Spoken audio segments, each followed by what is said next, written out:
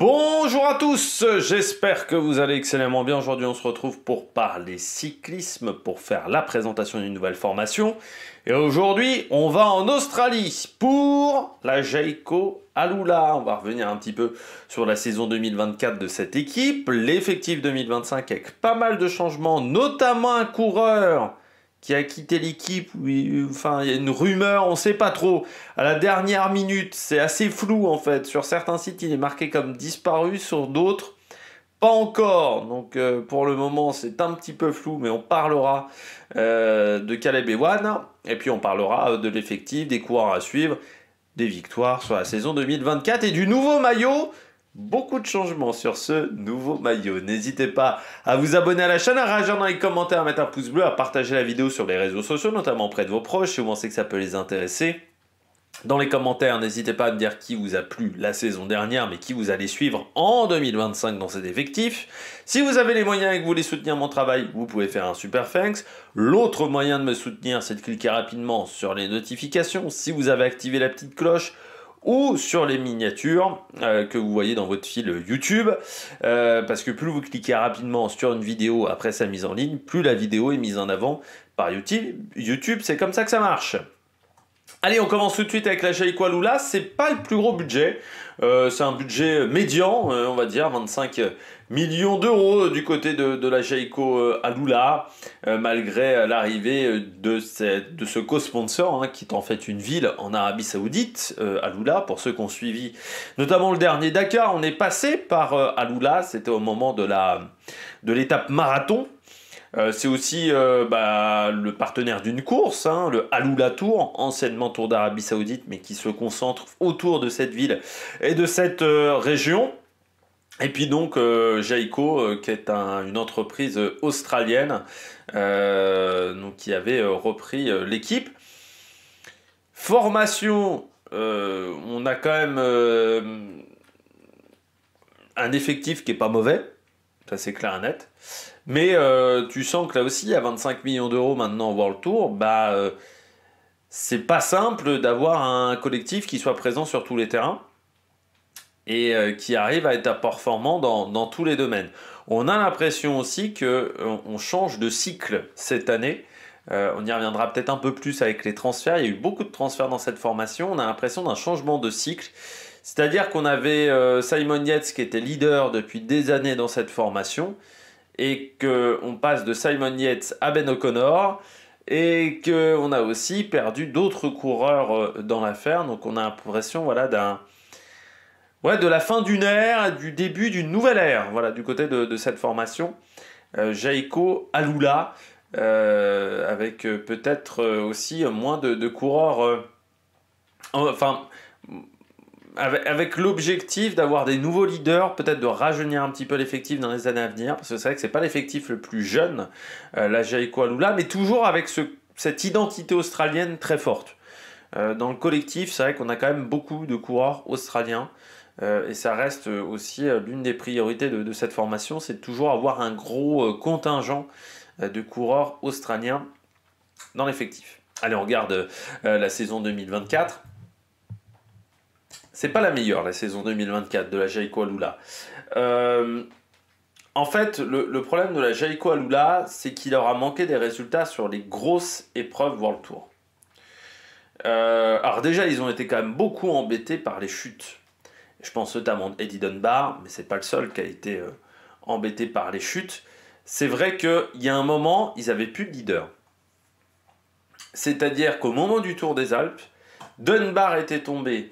Vous aviez Simon Yates qui n'était pas là non plus. Vous aviez Zana, je ne sais plus s'il était au top. Zana aussi, il n'était pas tombé à ce moment-là. Je crois qu'il était tombé, Zana, aussi. Et vous aviez eu la chute de Chris Harper, qui avait un peu maintenu l'équipe à flot pendant cette première partie de saison. Et c'est vrai que les chutes, on a beaucoup parlé des chutes de Visma, mais les chutes du côté de la Jayco Alula, ça a également pas mal embêté cette formation. Derrière, on a eu quand même une fin de saison où on a eu des bonnes choses avec Eddie Dunbar, Michael Matthews qui arrive toujours à obtenir des résultats aussi. du côté du coureur australien, comme Dylan Groenewegen également. Dans ce collectif, un Caleb Ewan qu'on attendait à la relance, qu'on a mis du monde autour, je pense notamment à Max Walscheid, qui a été, il faut bien le dire, inexistant, un Mauro Schmid qui avait eu une première partie de saison pas exceptionnelle mais qui a bien réussi à se rattraper, un Jesus David Peña qui avait fait une bonne année 2023 qui lui a été plus en difficulté en 2024, bah ça fait une saison moyenne. Une saison moyenne parce que par exemple Zana n'a pas été exceptionnel, parce que certains coureurs sont passés à côté. De Marquis a été quasiment transparent. C'est vrai que c'est parmi les coureurs qui sont là depuis longtemps. Et puis que bah, t'as quand même quelques coureurs australiens, on les prend parce qu'ils sont australiens et peut-être pas forcément parce qu'ils ont un grand niveau. Et c'est vrai qu'à les B1, la saison a été difficile et bon, c'est peut-être ce qui a donné l'envie un moment de lâcher le coureur australien qui avait été lâché par la Lotto, mais la Lotto avait justifié son choix. Donc voilà, une année, je dirais, pas fantastique. Surtout, je trouve, au niveau World Tour. Alors, c'est une équipe qui a plutôt réussi à exister sur des courses 2-1, 1-2, sur les championnats nationaux aussi, mais je trouve que vraiment sur les épreuves World Tour, c'est là où ça a été le problème de cette équipe, qui a été un peu trop transparente sur ces épreuves-là, et c'est quand même dommage. Quand on est une équipe du niveau World Tour, on attend à mieux. Voilà, en termes de résultats, et je trouve que c'est là où ça a été le grand problème. Mais là encore, avec ce sentiment qu'on était sur la fin d'un cycle l'an dernier, et qu'il fallait redonner du sang neuf, et moi je m'attendais à ce que Caleb Ewan redonne ce sang neuf à cette formation, ou Mauro Schmid, et ça n'a pas été totalement le cas. Alors là, cette année, avec l'arrivée de Ben O'Connor, il va peut-être y avoir du gros changement dans l'équipe, et peut-être même en interne. On regarde les victoires de la saison 2024. Alors, elles sont au nombre de 25. On commence avec les championnats d'Australie pour Luc Plapp, à la fois le contre-la-montre et la course sur route. Dylan Groenewegen qui a remporté la première course européenne de la saison, la Classicat Communitat Valenciana 1969. Le lendemain, Michael Matthews remportait la nouvelle épreuve du calendrier 2024 en Espagne, la Ruta de la Ceramica. Ensuite, on enchaînait avec le Alula Tour et la 5e étape pour Simon Yates et le général. C'est peut-être l'un des rares moments où on a vu Simon Yates. Caleb Ewan qui enchaînait avec le Tour d'Oman. La 2e étape du Tour des Alpes pour Alessandro De Marchi. Dylan Groenewegen qui remportait la Ronde van Limburg et la première étape du Tour de Slovénie. Eddie Dunbar lui a remporté le Tour d'Irlande. Le championnat national d'Irlande, pardon, je vais y arriver, le championnat de Suisse pour Mauro Schmid, le championnat des Pays-Bas pour Dylan Groenewegen, le Tour de Slovaquie, là qui était remporté le contre-la-montre par équipe par la formation, Foldager remportait l'étape 2, la 5e étape par Félix Engelhardt, Mauro Schmid remportait le général, Davide De Preto lui s'imposait sur le Tour d'Autriche, Dylan Groenewegen s'imposait sur la 6e étape du Tour de France, c'était la première victoire en World Tour de la saison pour cette formation. Tour de Castille et Léon pour Caleb Ewan. La 2e étape du Tour de Burgos également pour le coureur australien. Eddie Dunbar qui a remporté l'étape 11 et l'étape 20 du Tour d'Espagne. Enfin le Grand Prix de Québec pour Michael Matthews. Et le Omloop van het Outland pour Max Walscheid. Ce qui fait qu'au final, on arrive à 25 victoires. 25 victoires par rapport à la saison 2023, c'est mieux. Par rapport à 2022, c'est mieux. Mais encore une fois, il faut remonter à 2019 pour avoir plus de victoires pour cette équipe. Mais à une époque où ils enchaînaient les sprints et les victoires au sprint. Et où il y avait aussi du grand Matteo Trentin, il faut s'en rappeler. Mais j'ai trouvé que 2024, vous avez beaucoup de victoires. Mais en fait, très peu de victoires en World Tour. Et ça a été ça le problème de cette formation. Parce qu'à 24 victoires, à 25 victoires, on est 9e dans le classement des équipes. Donc derrière Uno X, mais devant la Red Bull, devant la DSM, devant même la Groupama FDJ. Donc ça c'est plutôt pas mal hein, de ce côté-là. Par contre, c'est une formation qui a remporté seulement 4 victoires en World Tour, ce qui fait qu'elle est 9e du classement, ce qui est loin d'être exceptionnel, vu quand même qu'il y a 24 victoires. Alors par contre, beaucoup de vainqueurs différents, 12 vainqueurs différents, pour seulement 24 victoires, donc ça c'est plutôt pas mal. Elle est à égalité avec la Decathlon AG2R, Israël et EF, mais ces formations-là avaient un peu plus de grands résultats, je crois me souvenir, du côté de la EF. Et puis, en termes de jours, avant la première victoire, on a attendu seulement 8 jours. De toute façon, c'est une équipe qui n'a jamais vraiment attendu très longtemps avant de gagner, grâce notamment au championnat d'Australie, qui ont souvent aidé cette formation, et les championnats de Nouvelle-Zélande aussi. Et du côté de la Jayco Alula, 4808 points au niveau du classement Pro Cycling Stats, donc c'est-à-dire qui prend en compte les 100 meilleurs résultats. Eh bien, c'est 200 points de moins que l'année précédente. Ça reste quand même plutôt dans la moyenne de ce que fait cette formation Jayco Alula sur la saison.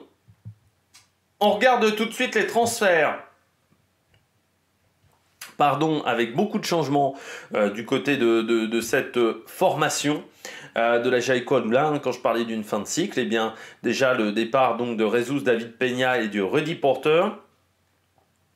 Vous avez également Blake Quick qui rejoint Rujay Insurance, Jan Mas qui rejoint la Cofidis, Callum Scottson qui rejoint la Decathlon, Launo X qui recrute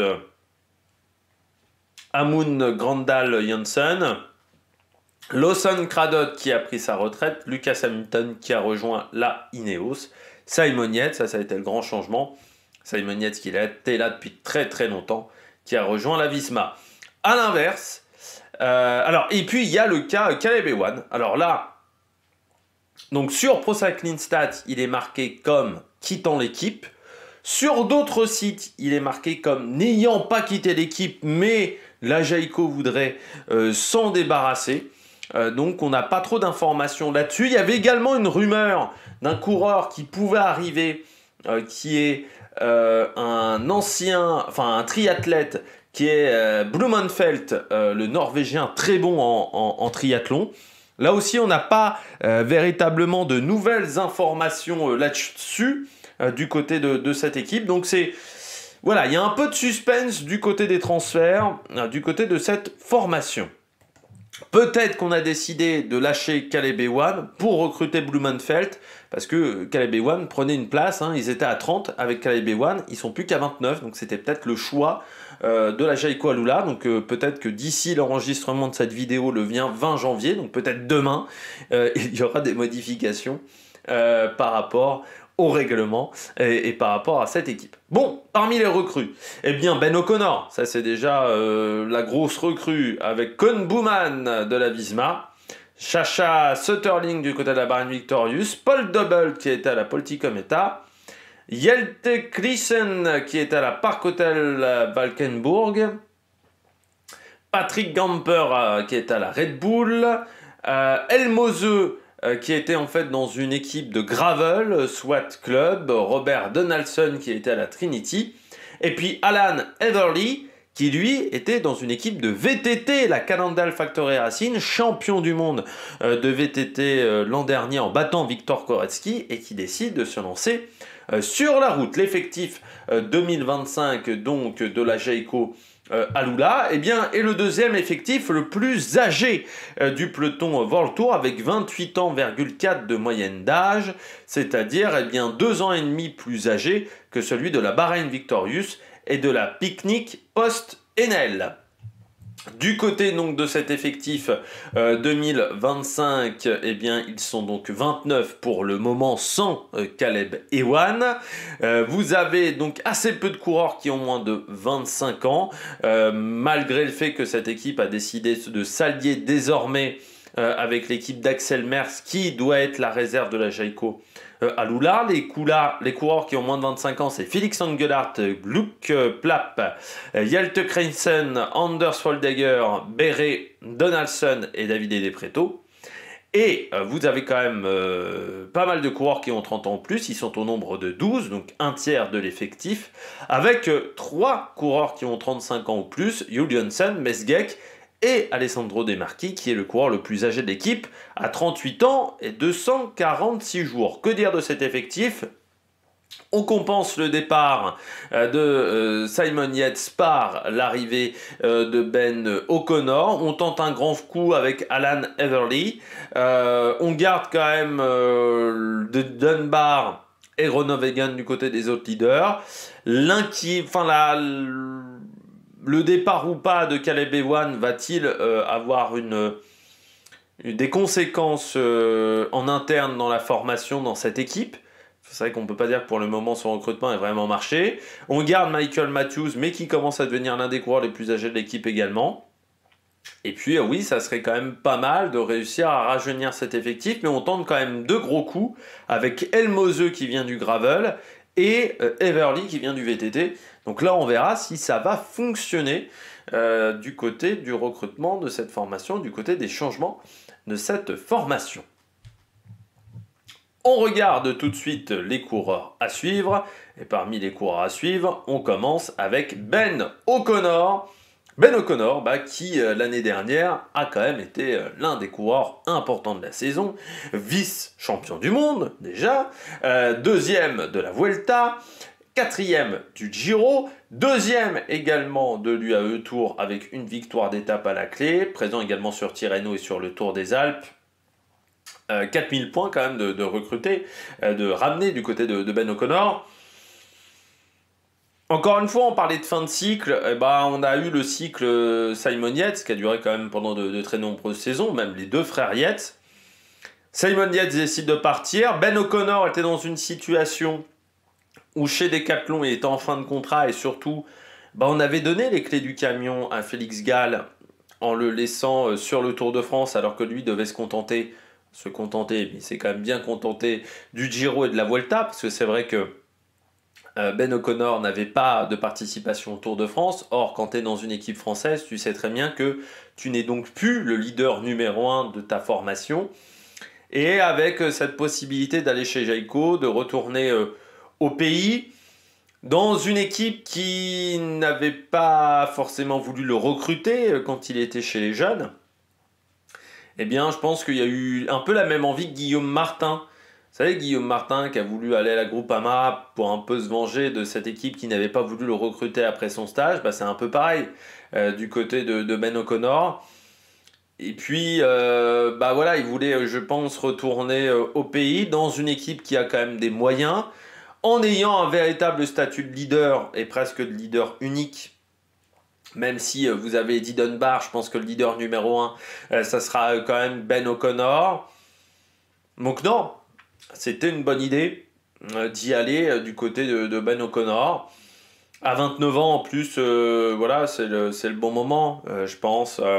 Il a suffisamment d'expérience. Contrat de 2 ans. Donc on verra si ça se passe bien ou si ça se passe pas bien du côté de Ben O'Connor. Mais je pense que ça se passera bien. Il pourra faire le Tour de France. Il reprendra au Tour de la communauté de Valence. Lui aussi, au moment de l'étoile de Bessèges. Vous avez les 2 courses qui sont souvent en parallèle. Donc on verra comment ça se passera pour Ben O'Connor sur cette épreuve. Mais voilà, j'attends du haut niveau du côté de Ben O'Connor. J'attends qu'il prenne en main cette équipe. Et puis, c'est vrai que Simon Yates, l'année dernière, en termes de résultats, ça n'a pas été forcément fantastique. Donc, j'attends que lui, il arrive à tout de suite vraiment être bien performant dans cette équipe. Et puis, il peut être bien entouré. C'est-à-dire que chez Jayco Alula, il peut être bien entouré dans ce collectif autour de lui. Donc, ça peut être vraiment une équipe intéressante. Je pense qu'en passant de Decathlon à Jayco, il n'y perd pas. En termes d'entourage d'équipe. Donc ça, c'est plutôt pas mal pour lui.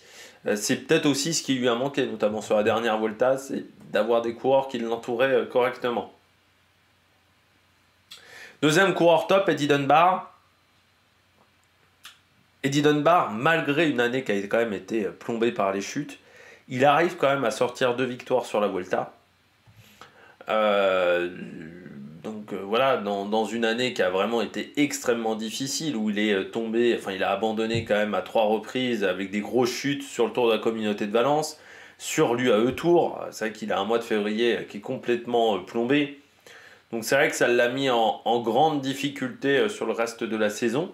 Et malgré tout, il arrive quand même à sortir 2 victoires d'étape sur la Vuelta, donc une au Picon Blanco, vraiment en montée. C'est vrai que l'autre, il y avait une grosse échappée et il arrive à bien s'en sortir et à jouer finement.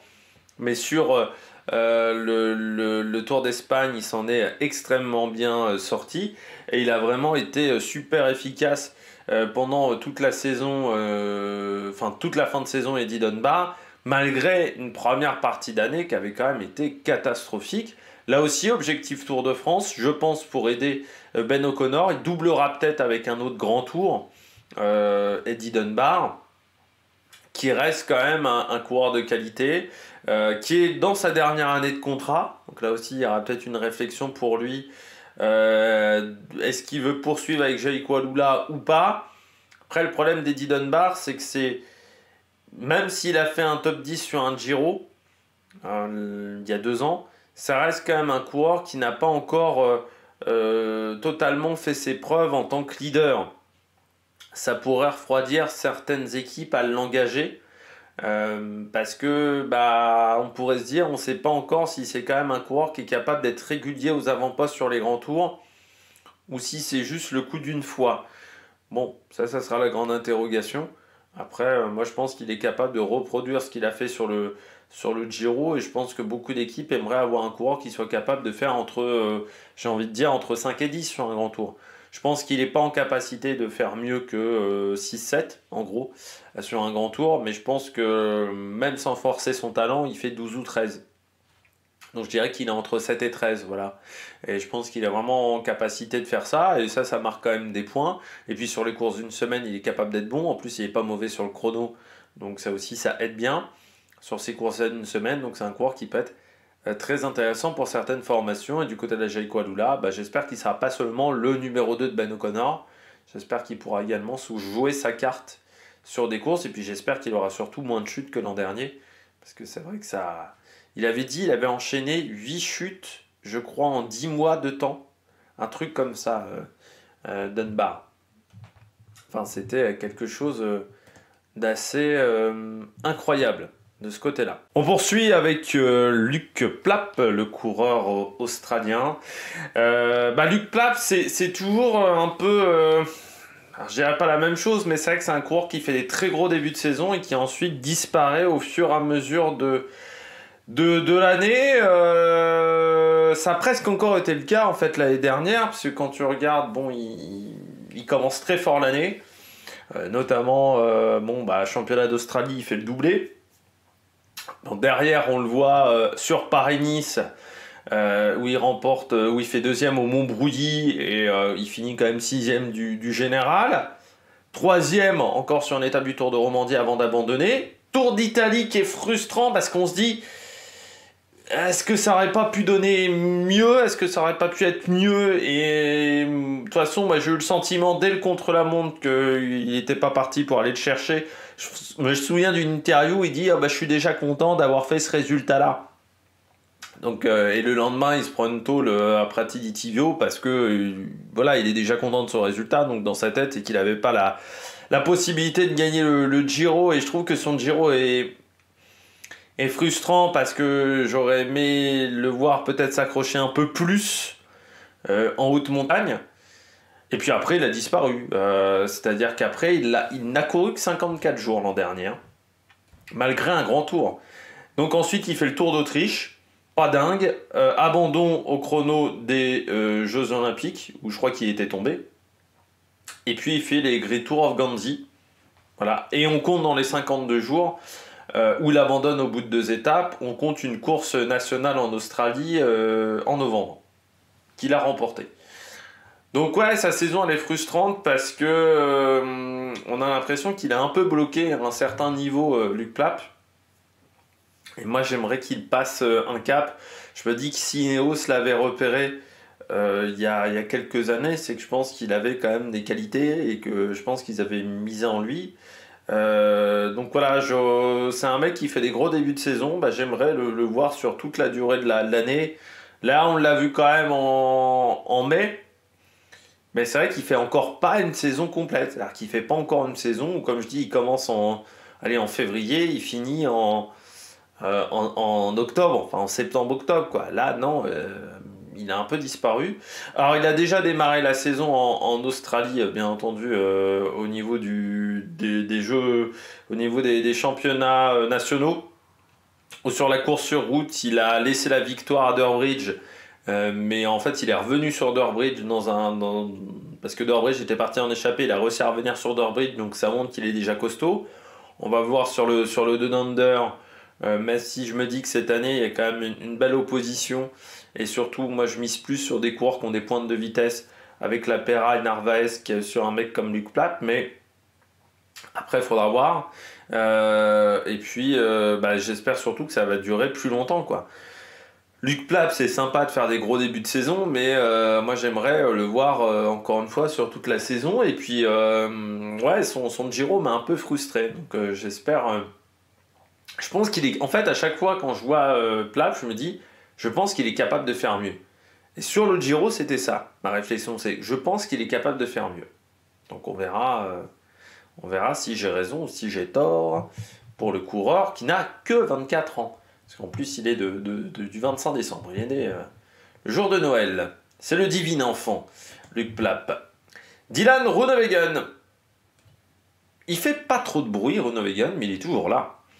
Je trouve même que sa saison 2024, pour moi, alors malgré le fait que c'est marqué comme moins bon au niveau des points Pro Cycling Stats, je trouve que pour moi, c'est peut-être la meilleure depuis qu'il a quitté Visma. Je trouve en termes de régularité dans les résultats, dans les performances, à partir du mois de mai, où il avait quand même été très costaud, ouais, même avant, hein, parce qu'en avril, il y a déjà des résultats, mais c'est vrai que moi, il m'a impressionné à partir du mois de mai. C'est là où je vous avais dit où il va quand même falloir se méfier de Groenewegen, lors de la présentation des sprinters, je me souviens, du Tour de France, où j'avais dit le mois de mai a quand même été pas mal pour Dylan Groenewegen, donc il va falloir quand même s'en méfier. Il est toujours là alors que il aurait pu. Enfin, je me rappelle quand même au moment du Tour de Pologne où tout le monde lui est tombé dessus et je rappelle notamment certains managers qui avaient dit que ce mec-là il faudrait le foutre en prison. Donc il a quand même passé un très mauvais moment. Il avait fait une grosse erreur, hein. Ça, on est d'accord sur lui là-dessus. Pour moi, la pénalité de 6 mois, elle était méritée. Mais quand certains avaient dit qu'il méritait la prison, je pense qu'ils auraient dû se rappeler le comportement qu'avaient parfois certains des coureurs qui sont passés dans leurs équipes. Ça serait bien de relativiser de temps en temps. Et derrière, tout le monde lui est vraiment tombé dessus. C'est-à-dire que tout le monde l'a défoncé quand même, hein. Ça a été un peu la tête de turc du peloton pendant 6-7 mois. Et même s'il y a toujours des sprints, c'est pas le mec le plus gentil dans les sprints, hein, Dylan Groenewegen, mais il y en a d'autres qui font des conneries aussi et qui sont pas autant dans l'œil de radar des suiveurs du cyclisme. Parce qu'aujourd'hui, c'est un peu comme Nasser Bonny, hein, Dylan Groenewegen, c'est-à-dire dès qu'il fait une encartade et dès qu'il fait un écart, bim, t'as 4 mecs qui font des zooms comme ça sur Twitter, sur ce mec-là. Je trouve quand même qu'il arrive à faire son petit bonhomme de chemin. Moi, je trouve sa performance au championnat des Pays-Bas où il bat quand même Olaf Koy, qui pourtant au jour-là est très très bien entouré. Et puis oui, sa victoire à Dijon, dans un début de Tour de France où on a à la fois un Guermey qui performe bien à Turin, mais qui n'est pas forcément hyper bien entouré dans son équipe, parce que Tyson mise encore sa carte personnelle avec un Philipson qui a du mal après sa chute à Turin. Et puis même à Turin, il se fait un peu bloquer. Donc il aurait pu faire un meilleur sprint que ça à Turin. Donc il fait un bon début de tour. Après, c'est plus compliqué derrière, où il disparaît un peu, mais le mois de septembre est pas mauvais non plus.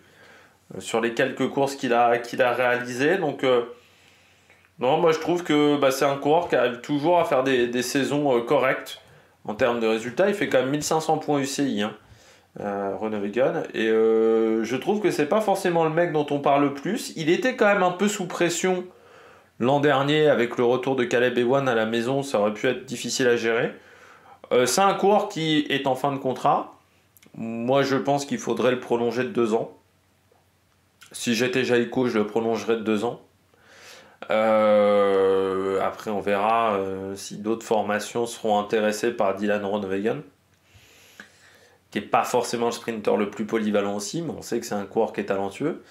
Et oui, je me dis que aujourd'hui, malgré tout ce qu'il a vécu, et il a vécu quand même des trucs qui n'étaient pas évidents dans sa carrière, eh bien, je trouve qu'il s'en sort très bien, Groenewegen. Et pourtant, mentalement, il en a pris plein la gueule à un moment.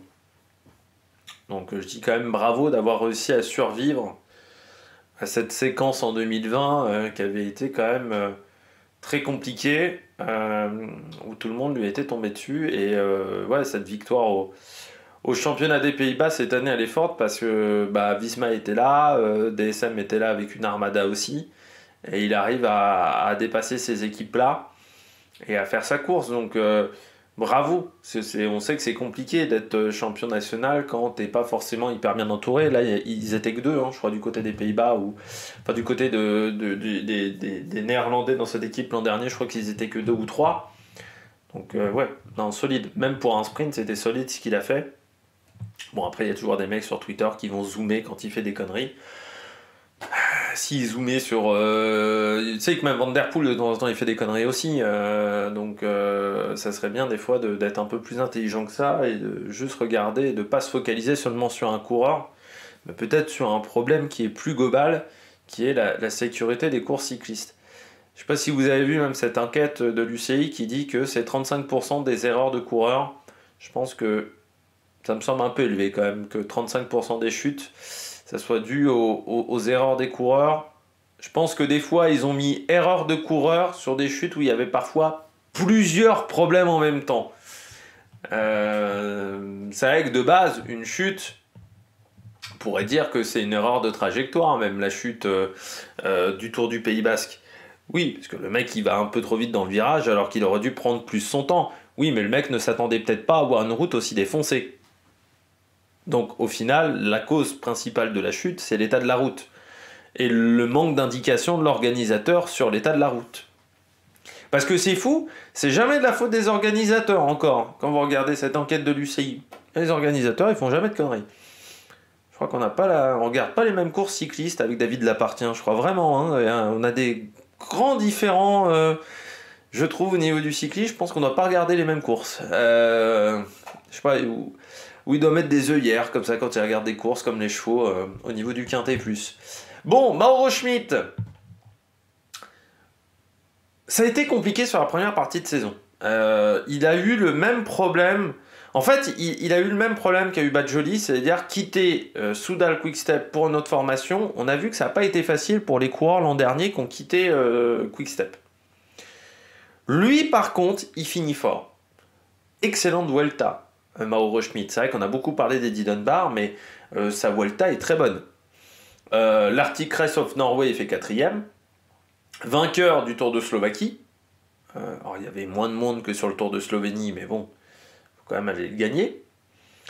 Lui aussi, un coureur qui a peu couru, mais sa première partie de saison avait vraiment été catastrophique. Il n'arrivait pas à trouver le rythme, tout simplement. Il a repris très tard en plus. Donc c'est vrai que ça a été compliqué pour lui. Je trouve qu'il finit très très bien. Donc là, je me dis qu'il va commencer en Australie. Donc moi, je l'ai mis parmi les coureurs à suivre du côté du Down Under. Je me dis que ça peut être un coureur très intéressant. Et surtout, Tour de France. C'est-à-dire qu'il sera autour de Ben O'Connor et d'Eddie Dunbar. Donc ils vont avoir une équipe solide.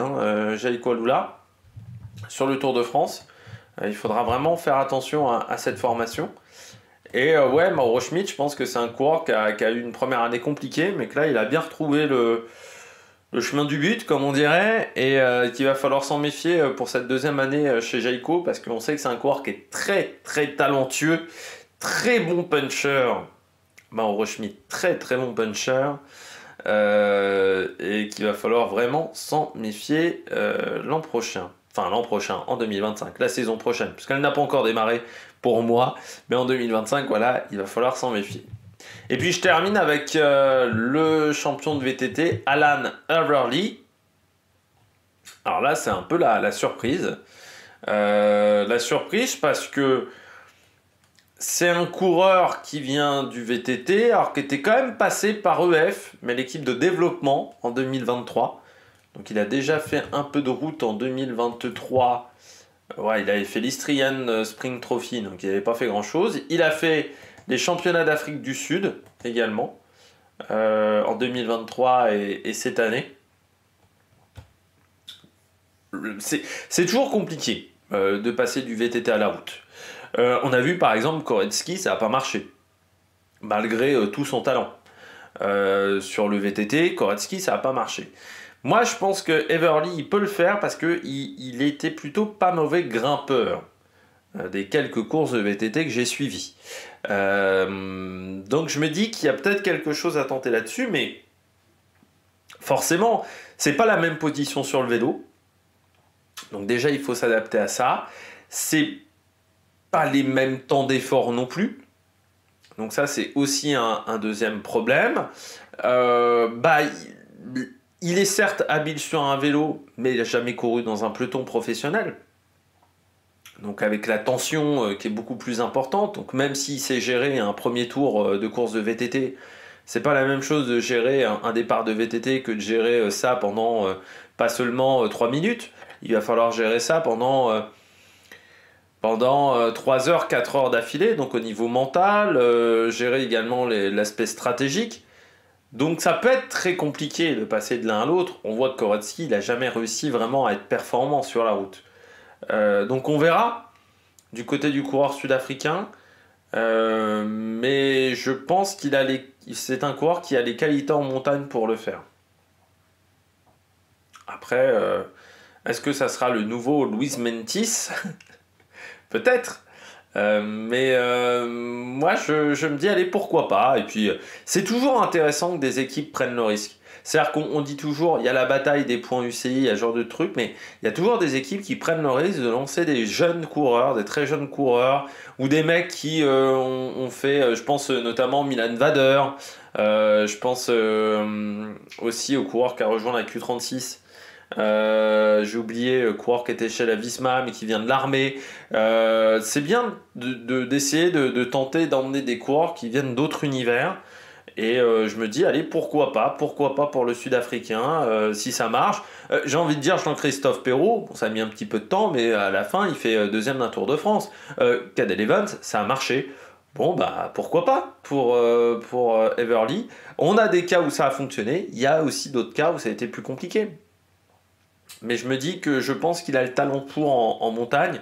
Je pense que le vrai problème qu'avait Koretsky, c'est que Koretsky n'avait pas forcément une qualité incroyable dans un domaine. C'est un coureur qui est très moyen, mais en fait qui n'avait pas forcément un domaine où il était bon au sprint, bon sur les courtes bosses, bon. Everly, il est quand même bon sur les côtes un peu longues, je crois me souvenir au niveau du VTT. Donc je me dis, là, il y a peut-être quelque chose d'intéressant. Et puis, Koretsky n'était peut-être pas arrivé non plus dans la bonne équipe au départ. Hein. C'est vrai qu'il s'était retrouvé chez Jérôme Pinault dans un moment où il fallait mieux pas se retrouver chez Jérôme Pinault. Mais bon, on suivra ça pour le Sud-Africain. On finit avec le maillot 2025. Grand changement dans le maillot de cette équipe. Place au violet, place au mauve, au violet, qui va donc être la nouvelle couleur de cette équipe. Je crois que c'est une couleur importante dans le monde arabe, donc je pense que c'est pour faire plaisir à Lula. Je crois que c'est une couleur importante. Alors, je vous dirai pas la signification, mais je crois qu'il y a le vert et le violet est aussi une couleur importante. Donc c'est peut-être pour ça qu'ils ont eu l'idée. Après, c'est peut-être aussi pour avoir plus de cohérence avec Liv, qui est aussi partenaire de l'équipe féminine et qui a souvent eu des couleurs violettes. Ça change des autres formations, ça c'est vrai. À part Burgos, en gros, en deuxième division, aucune autre équipe utilise du mauve. Et encore, Burgos n'a pas dévoilé son maillot 2025, donc il y aura peut-être du changement de ce côté-là. Et puis après, je me dis que ça apporte voilà, du changement. La seule question que je me pose du côté de la Jayco Alula, c'est est-ce qu'on verra bien la différence entre le mauve et soit les couleurs sombres, soit les couleurs bleues? C'est plus ça l'inquiétude que j'ai. Est-ce qu'on verra bien la différence du mauve sur les images d'hélicoptère, ou est-ce qu'avec les caméras, ça fera pas très ressemblant à du bleu? Ça, c'est voilà, la seule interrogation, mais je me dis, au moins, on verra la différence pour ce maillot-là. Et puis, c'est vrai que violet, c'est une couleur qui n'a pas été souvent utilisée dans le cyclisme, notamment dans les équipes de pointe. Bon, et ben, j'espère que vous avez aimé cette vidéo. Si vous avez aimé cette vidéo, n'hésitez pas à vous abonner à la chaîne, à réagir dans les commentaires, à mettre un pouce bleu. Et puis nous, on se retrouve pour de nouvelles aventures sur Amérique Production. Ciao, ciao!